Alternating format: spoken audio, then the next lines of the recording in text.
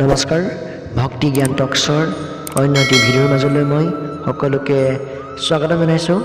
আজি আমি জানিম শ্ৰীকৃষ্ণৰ মৃত্যু কেনেকৈ হৈছিল আৰু তেওঁৰ পত্নীসকলৰ কি হৈছিল। প্ৰথমে মই ক'ব খোজোঁ যে আল্লাহ ঈশ্বৰ বা সৃষ্টিকৰ্তাৰ জানো মৃত্যু হয় বা হ'ব পাৰে। হিন্দুসকলে যে কিমান অন্ধকাৰত আছে এইবোৰ দেখিয়ে বুজিব পাৰি। মানুহবোৰক তেওঁলোকে ভগৱান বনাই পূজা কৰি আছে, কাৰণ মৃত্যু স্ৰষ্টাৰ সৃষ্টি হয়, স্ৰষ্টাৰ নহয়। তোমালোকে হয়তো জানিব পাৰা কৃষ্ণ বিষ্ণুৰ অৱতাৰ আছিল, যিয়ে মানুহৰ ৰূপত পৃথিৱীত জন্ম লৈছিল। গতিকে এজন মানুহৰ জীৱনত সীমিত হ'ব আৰু এদিন মৃত্যুবৰণ কৰিব। কৃষ্ণ বৃদ্ধ হৈও মৃত্যু হৈছিল, কিন্তু এক অস্বাভাৱিক ধৰণে। যাৰ নামৰ এজন চিকাৰীয়ে কৃষ্ণৰ ভৰিত এটা তীৰ মাৰিল। আৰু কাহিনীটো পিছত হয়তো এইটো দেখুৱাবলৈ পাক খাইছিল যে কৃষ্ণই নিজেই এইটো বিচাৰিছিল। কৃষ্ণই প্ৰকৃততে অভিশপ্ত আছিল। কৃষ্ণই চিকাৰী জাৰাক হত্যা কৰিছিল, কিন্তু তেওঁ স্বৰ্গলৈ প্ৰৱেশ কৰিছিল। স্কন্দ পুৰাণ 12.118 মতে চিকাৰীয়ে কৃষ্ণৰ হৃদয় বিন্ধোৱা কাঁড়টোৰে গুলী মাৰিছিল, কিন্তু বিষ্ণু পুৰাণ অনুসৰি কাঁড়টো কৃষ্ণৰ ভৰিত গুলী মাৰিছিল। বিষ্ণু পুৰাণ 5.37 61-69 ব্ৰহ্মৰ কথা সন্মান জনাই দুৰ্বাসাৰ প্ৰশংসা প্ৰসিদ্ধ কৃষ্ণই চিন্তাত লিপ্ত হৈ আঁঠুৰ ওপৰত ভৰি ৰাখি বহিছিল।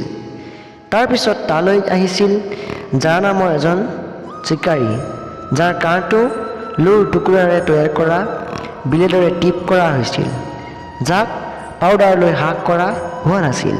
আৰু দূৰৈৰ পৰা কৃষ্ণৰ ভৰিৰ পৰা চাই তেওঁ ইয়াক এটা হৰিণৰ অংশ বুলি ভুল কৰিছিল আৰু তেওঁৰ কাঁড় গুলী কৰিছিল।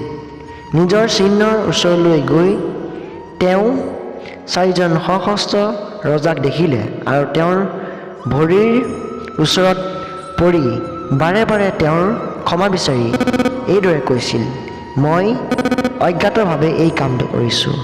মই এটা হৰিণৰ লক্ষ্য তৈয়াৰ কৰিছোঁ বুলি ভাবি মোৰ ওপৰত দয়া কৰক, যি মোৰ অপৰাধৰ দ্বাৰা গ্ৰস্ত, কিয়নো আপুনি মোক গ্ৰাস কৰিবলৈ সক্ষম হৈছোঁ। ভাগৱতে উত্তৰ দিছিল, আপুনি কমকৈ ভয় নকৰিব, যাওক চিকাৰী, মোৰ অনুগ্ৰহৰ জৰিয়তে স্বৰ্গলৈ, দেৱতাৰ বাসস্থানলৈ। এনেদৰে কোৱাৰ লগে লগে এখন মহাকাশীয় গাড়ী ওলাই আহিল আৰু চিকাৰীজনে ওপৰলৈ উঠি স্বৰ্গলৈ আগবাঢ়ি গ'ল।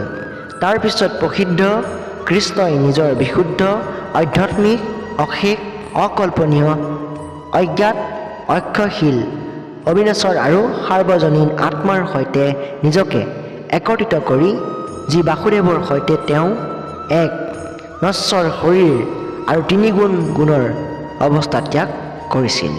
বন্ধু বান্ধৱীসকল, এয়া আছিল আমাৰ শ্ৰীকৃষ্ণৰ যি মৃত্যু এনেদৰে হৈছিল।